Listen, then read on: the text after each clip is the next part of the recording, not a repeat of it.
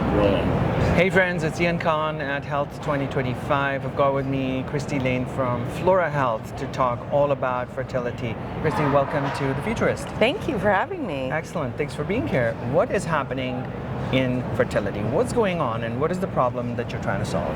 Yeah, great question. So for Flora in particular, the problem we're trying to solve is that more women are having babies later in life now than ever before. So 2023, more women over 30 had their first baby than ever before. And so this happened to me. I went through infertility. I was in school forever. By the time I got out, I ended up needing fertility treatment to have my kids. And so the big problem is that still 80% of those people are paying for it with high interest loans and credit cards, and 60 to 80% don't have any coverage, any financial coverage. So that's the problem we're solving. How are you solving the problem? So Flora has brought to market the first ever individually owned fertility insurance. Okay.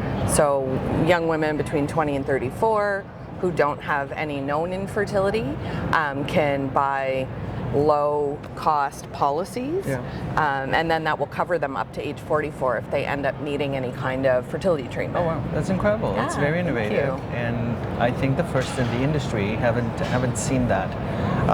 It is the first. Yeah, and you know, what's your plan going forward? Like, what are some of the roadblocks that you're seeing, or what do you need to do to make this more visible and accessible for women? Yeah, it's a great question. So I think one of the tailwinds that's good for us, honestly, is that Gen Z, younger women, are thinking about infertility.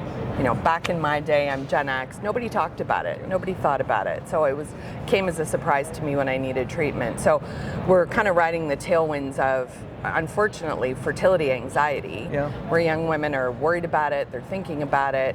And so we want to be there to help them plan financially for having babies, but also provide a community of like-minded women, education, resources, so that they can understand their reproductive health and then understand how to plan for it financially and other ways too. So I've spoken with a few folks here at the conference who are creating amazing communities.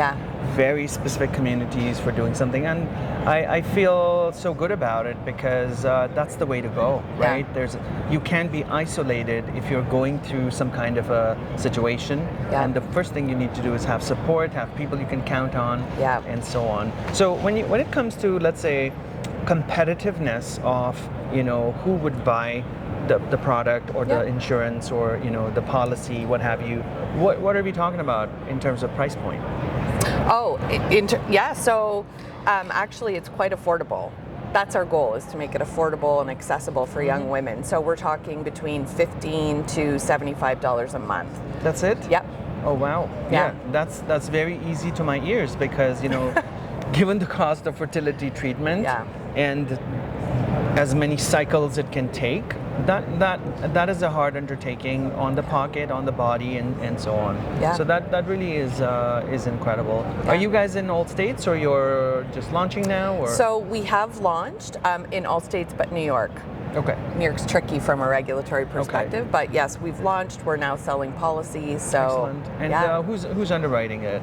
Great question. So we built the actual underwriting models, the actuarial models. That's our IP. That's my background. I have a background in building novel underwriting models. But our risk-taking partners are global A-rated reinsurance companies. So one of them is called Hanover Re, and then we have Atrium, which is a syndicate of Lloyd's of London. And then our main underwriter is called Trisura. Okay, excellent. Do you plan to go, and it's a tricky question, but what are your plans to look at other regions, other countries? How would it work? Very complex, I know, insurance and all of that. So I'm Canadian. You are? Yep, I'm Canadian, and so is my co-founder, Laura. And so Canada will be our next market. We are working very hard on securing our risk-taking partners in Canada. And then, frankly, after that, we've had a lot of pull from Europe, the UK in particular, potentially Asia, LATAM, but we're, we're a small company, so we're looking at Canada next and then beyond. Whereabouts are you in Canada? I'm in Calgary. Calgary. So I'm in Toronto. Oh, no way. So we didn't know that. We are literally siblings now. Okay. And I grew up in Brantford. Oh, you did? So just west of Toronto, yeah. Amazing. Canada's doing a lot of innovation for sure. It is. The age of women having kids is definitely growing, and I'm sure your data and research, you've done a lot of it before you guys went into it. What is it looking like over the next 5 to 10 years, if you will? A long time, 10 years. But is this age group going to keep on increasing? Are women going to have kids in their 40s? And then, I don't know.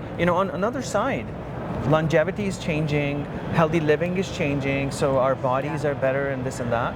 But do you see that age group increasing? So I had a kid at 42. Okay. So I had my first 2 children in my late 30s with fertility treatment, and then I had a surprise at 42, so it happens. But yes, that trend is increasing. So women are focusing on themselves. They're focusing on education, they're focusing on career.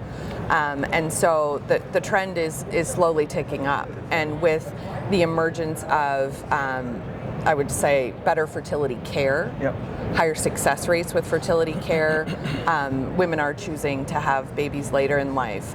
I think it's not going to obviously continue indefinitely because there's a physiological limit, but probably for the next 5 to 10 years, I think we're going to see women waiting, and that's what we're here for, is for you to do it on your own timeline.